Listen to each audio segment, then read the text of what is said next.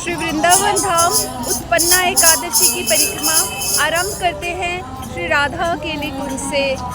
यात्रा आरंभ करते ही तकरीबन थोड़ी दूर जाकर काली देह के पास इतनी भीड़ या इतने श्रद्धालु नोटिस किए जो अक्सर सभी एकादशियों में नहीं होते, किंतु आज की एकादशी विशेष है।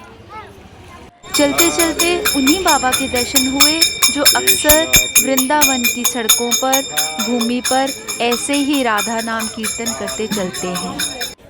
थोड़ी दूर आगे जाने के बाद श्री यमुना जी के घाट पर देखा, ऐसा लगा एक बड़ी बहन या एक बड़ा भाई अपनी छोटी बहन या छोटे भाई की वैसे ही चाट चाट कर मदद कर रहा है जैसे एक गाय अपने बच्चे को चाटती है। बहुत ही मनोरम दृश्य था। बड़ा वाला जो बछड़ा था वो छोटे बछड़े को ऐसे चाट रहा था कि जैसे उसे माँ की कमी ना महसूस हो, और छोटा वाला बछड़ा भी बार बार इधर उधर होके कभी अपनी गर्दन के नीचे कभी अपने कान के पास बड़े वाले बछड़े से सहलवा रहा था। इतने में देखा एक छोटा भाई था, वो बंधा हुआ था जिसको बड़ा वाला बछड़ा दुलार ना सकता था। श्रद्धालुगण बहुत थे यहाँ पर भी। आगे चल के एक वृक्ष संत मिले। ऐसा लगा इन वृक्ष संत का जीवन काल पूरा हो चुका है। फिर आशा जगी कि शायद थोड़े दिन के बाद इसमें फिर से नए पल्लव निकल आए या फिर इसका वृक्ष योनि से छुटकारा हो गया हो। केशी घाट से पहले श्रृंगार घाट के पास यह एक अन्य क्षेत्र है जो कि काफ़ी बारी दर्शन किया था, किंतु यहाँ पर संत साधुजनों को भोजन अन्न प्राप्त करते आज तक देखा ना था। देखा तो बहुत अच्छा लगा, क्योंकि भगवान नाम जप के साथ यहाँ पर भोजन प्रसादी का वितरण किया जा रहा था, पवाया जा रहा था।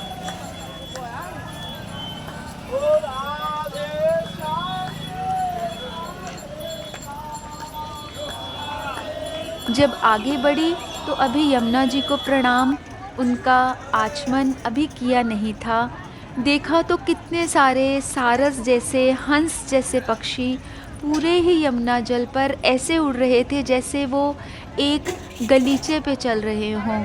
केशी घाट का इस तरफ का हिस्सा बहुत ही मनोरम और एक गांव, एक पुराने वृंदावन की याद तरोताज़ा कर रहा था।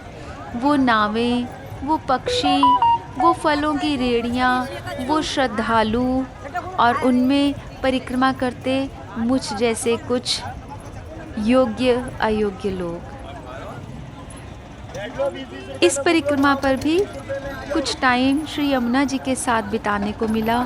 कुछ छोटे छोटे वीडियोस शूट किए जिनको जोड़कर मैं आपके साथ शेयर कर रही हूँ।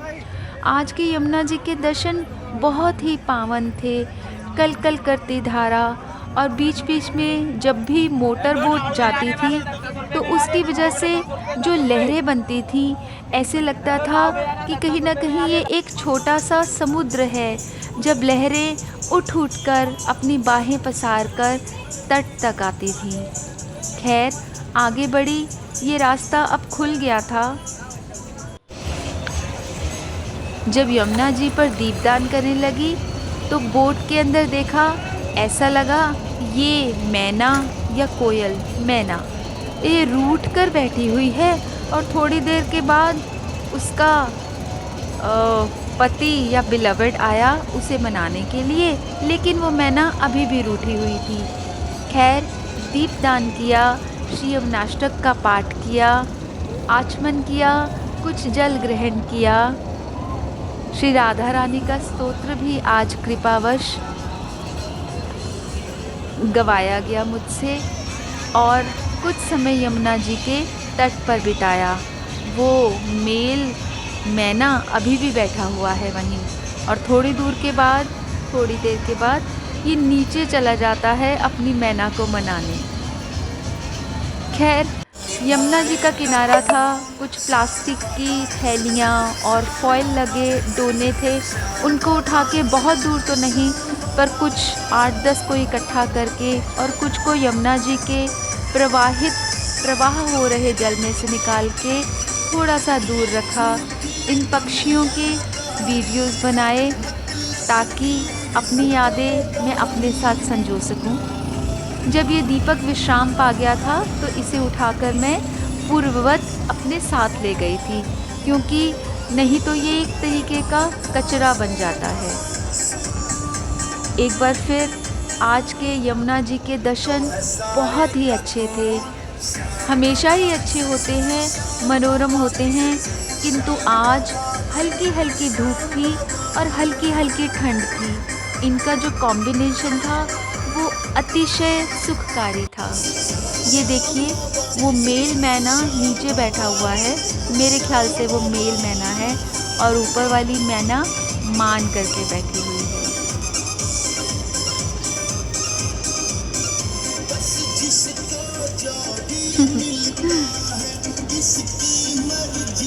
एक बार फिर से आज के श्री यमुना जी के दर्शन।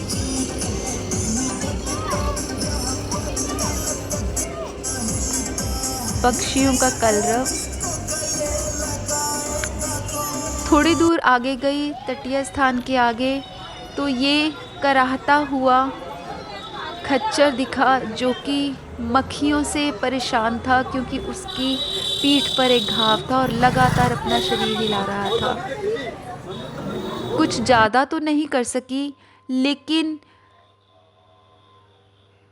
दिमाग में आया कि थोड़ी सी रज ही इसके शरीर पर डाल देती हूँ ताकि वो घाव ढक जाएगा और मक्खियाँ उसे परेशान नहीं करेंगी। किंतु जब तक मैं फ़ोन रखती, मैंने रज उठाकर उसके शरीर पर थोड़ी सी डाली, वो खच्चर डर गया और वहाँ से दूर चला गया।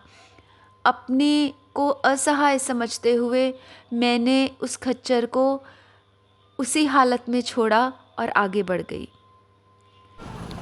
आगे बढ़कर देखा, ये बंदर महाशय, वानर संत 1-2 नहीं 7-8 केलों का गुच्छा अकेले ही चट कर रहे थे।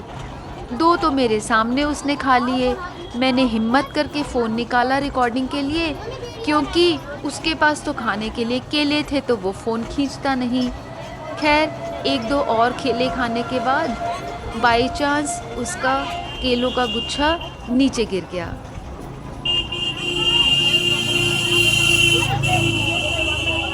आगे जाने पर वही मंदिर मिला जो कि पिछले तकरीबन 3-4 परिक्रमाओं से मैं देख रही थी। वहाँ राम नाम संकीर्तन लगातार होता है और यह वही हनुमान जी की मूर्ति है।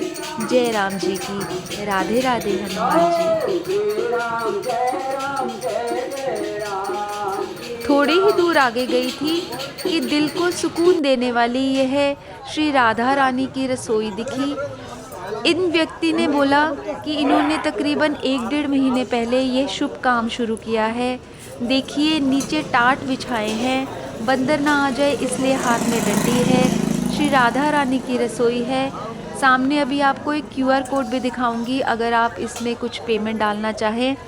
और अच्छा सा भोजन, 3-4 आइटम्स के वैरायटी वाला भोजन, साथ में स्टील की थालियाँ, कोई प्लास्टिक का उपयोग नहीं, कुछ फॉयल का उपयोग नहीं, इन सभी को पवाया जा रहा है। बहुत ही सुकून मिला दिल को। यूँ तो काफ़ी जगह भंडारे होते ही रहते हैं वृंदावन में। आगे जाके एक अनोखा सा दृश्य दिखा। यूँ तो फ़ोन निकालते निकालते मुझे देर हो गई, किंतु ये अटल्ला चुंगी के भीड़ भाड़ वाले बहुत बड़े चौक पर, जो कि हाईवे है एक तरीके का, वहाँ उस चौक को इस शायद एक पूरे परिवार ने ट्रैफिक रुका रहा और इन लोगों ने उस चौक को पार किया। मैंने देखा वो दृश्य कि कैसे कहीं बस, कहीं जीप, कहीं ऑटो, कहीं रिक्शा, कहीं 2 व्हीलर रुक गए, क्योंकि इन लोगों ने दंडवती परिक्रमा करते करते उस चौक को पार करना था। साथ साथ में चल रहे थे श्री हित चतुरासी जी के पद।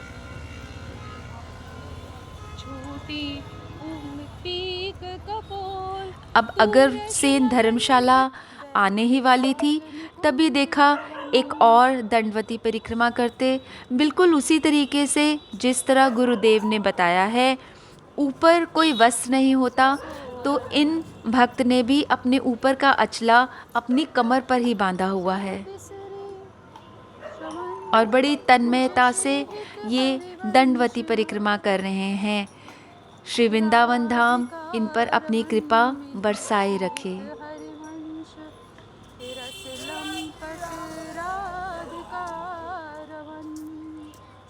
मेरे तो देखकर ही पसीने छूट जाते हैं, इनकी मेहनत, श्रद्धा और लगन को देखकर।